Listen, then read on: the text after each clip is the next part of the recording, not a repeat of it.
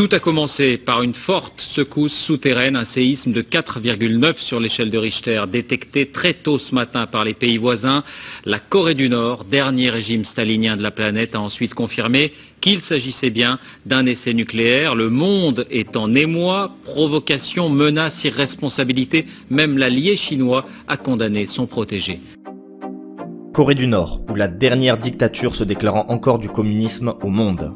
On entend beaucoup d'histoires et de rumeurs venant de ce pays où la liberté d'expression est inexistante et où trouver une information vérifiable relève du miracle. Assassinats, attaques informatiques, missiles nucléaires et balistiques, culte de la personnalité, le régime de Pyongyang n'a aucun problème à remplir les pages faits divers de nos journaux. Mais concrètement, que veut la Corée du Nord ?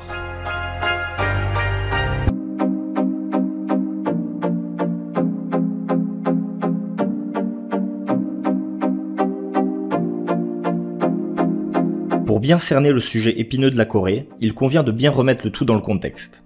En fait, depuis plus de 2 millénaires, le pays du matin calme a oscillé entre périodes d'indépendance et domination, tantôt chinoise, mongole ou japonaise. Elle s'est tout de même créée une identité propre, avec sa culture, sa langue, ses mœurs, basées autour de la dynastie Joseon, et de ses rois isolationnistes qui cherchent à protéger au maximum le pays en limitant les échanges externes. Faut dire qu'elle a toujours eu des voisins belliqueux juste à côté. Même les Français et Américains, respectivement en 1866 et 1871, vont aussi essayer d'en rentrer manu militari en Corée pour faire valoir leur intérêt, mais ça finira par des échecs cuisants.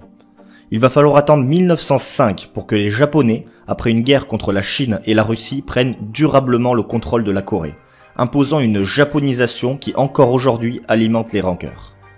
À la fin de la Seconde Guerre mondiale, et avec les accords de Yalta, l'URSS et les États-Unis décident de se partager le pays au niveau du 38e parallèle, le temps de démilitariser la zone et de renvoyer les Japonais sur leur île. Mais on est au début de la guerre froide, et les deux géants veulent garder une certaine mainmise sur le pays. Pour devenir le prochain chef du pays, l'URSS va soutenir Kim Il-sung, un communiste issu de la guérilla anti-japonaise, et les USA vont soutenir Lee Sung-man, un nationaliste qui a vécu en exil aux États-Unis. Ils vont négocier et ne vont pas trouver d'accord pour savoir qui devrait prendre les rênes du pays. Là, les États-Unis et l'OTAN vont organiser des élections au sud du pays qui vont voir Lee Sung-man être élu en 1948. En représailles, et un mois plus tard, en juillet 1948, l'URSS va faire de même et proclamer la République populaire de Corée avec Kim Il-sung à sa tête. Ainsi, un petit peu comme le Vietnam en 1954, on se retrouve avec deux moitiés de pays face à face. Les armées américaines et soviétiques s'en vont, et l'armée nord-coréenne, consciente de son avantage, elle a plus d'hommes et elle est mieux équipée, va décider d'envahir le sud en 1950 pour la réunification. C'est le début de la guerre de Corée. Quoi qu'il en soit, après les interventions des États-Unis, de l'ONU et des Chinois, on se retrouve après 3 ans de guerre dans une impasse. Un cessez-le-feu est signé, on démilitarise la frontière et ça fait 60 ans que le Nord et le Sud se regardent.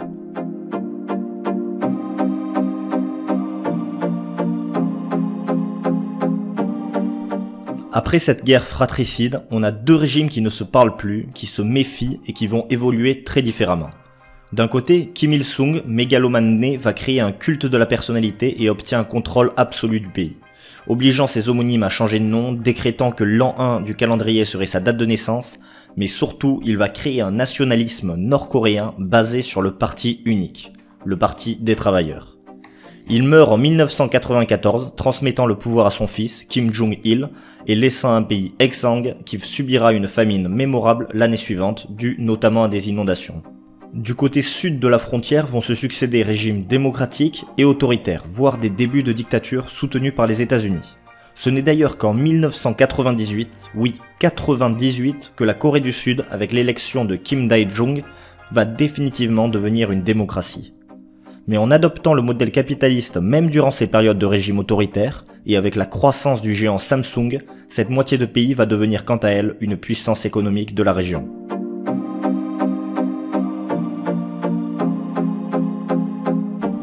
Alors Kim Jong-il est au pouvoir depuis 1994 et est aussi mégalomane que son père. En revanche, il voit d'un bon œil les tentatives de rapprochement de Kim Dae-jung, le président sud-coréen en 1998. Après avoir gelé son programme nucléaire contre une aide énergétique, les tensions se font moins pressantes, à tel point qu'en 2000, il va ratifier définitivement le TNP, le traité de non-prolifération nucléaire, refusant aux yeux du monde entier de se doter d'une telle arme. Résultat, la Corée du Sud commence à aider financièrement son voisin du Nord, les frontières vont s'ouvrir le temps d'un été, permettant à des familles de se revoir après 47 ans de séparation. Kim Dae-jung reçoit le prix Nobel de la paix pour ce que l'on appellera la politique du soleil. Des pourparlers pour une réunification et un traité de paix en bonne et due forme vont même avoir lieu. Tout porte à l'optimisme. Mais un événement tragique va avoir lieu et va changer la face de la Corée et du monde entier ce 9 septembre 2001.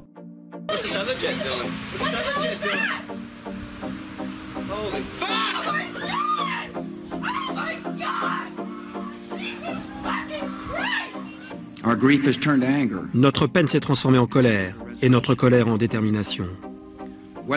Que nous livrions nos ennemis à la justice, ou que nous fassions justice nous-mêmes, justice sera faite.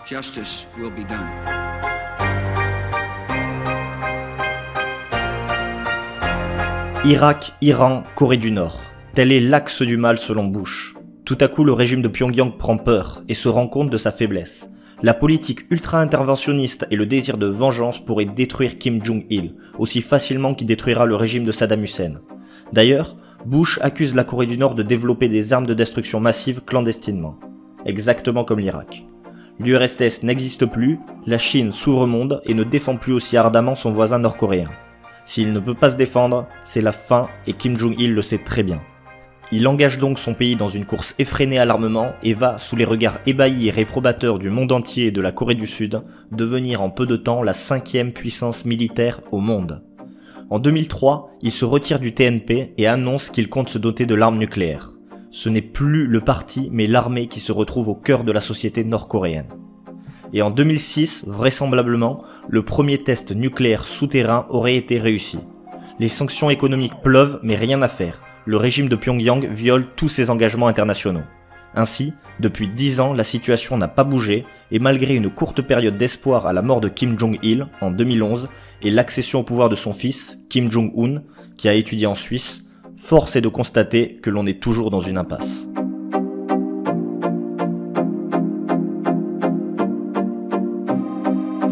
Maintenant que la sécurité du régime est assurée, Kim Jong-un veut s'assurer d'avoir un maximum d'arguments à la table des négociations.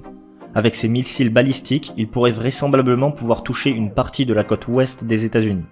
L'ONU a les mains liées et ne peut plus faire grand-chose, sous peine de déclencher une guerre nucléaire. Kim Jong-un aurait même déclaré que la Corée du Nord allait devenir, et je cite, « une puissance militaire de l'Ouest que même le plus puissant des ennemis ne pourrait toucher ». Ça en dit long sur ce qu'il pense.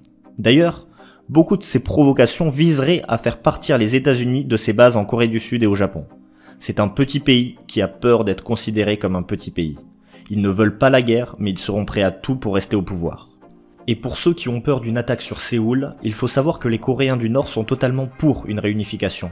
Ils savent que l'amélioration de l'économie serait immédiate, tandis qu'au Sud, les jeunes sont beaucoup plus réservés, protestant contre le coût mirobolant de cette union. Le régime de Pyongyang, lui, dit encore fermement que la Corée c'est un même peuple, un même sang, un même pays. Ainsi, détruire le Sud n'aurait pas de sens pour eux. Quoi qu'il en soit, après toutes les provocations militaires, même la Chine, qui est leur principal allié et leur principal partenaire économique, en a marre, et ne pose plus son droit de veto concernant les sanctions économiques. Ce qui est embêtant, c'est que la Corée du Nord survit grâce à l'aide énergétique de la Chine, notamment ses importations de charbon, et que si la Chine arrête de leur vendre du charbon, le pays pourrait tomber en ruine, mais dans ce cas-là, qui peut savoir ce que ferait Kim Jong-un ? Comme un animal blessé, pourrait-il attaquer la Chine pour se venger? Je vous laisse imaginer les conséquences si une bombe H, 1000 fois plus puissante que celle d'Hiroshima, tombait sur Pékin. Bref, la Corée du Nord a réussi son coup et s'est assuré une relative pérennité par sa stratégie de la peur, mais jusqu'où iront-ils? Voilà, c'est tout pour cette vidéo, j'espère qu'elle vous a plu. Comme d'habitude, n'hésitez pas à liker, à partager ou à commenter cette vidéo si vous n'avez pas compris quelque chose, et nous, on se retrouve très vite. Bye.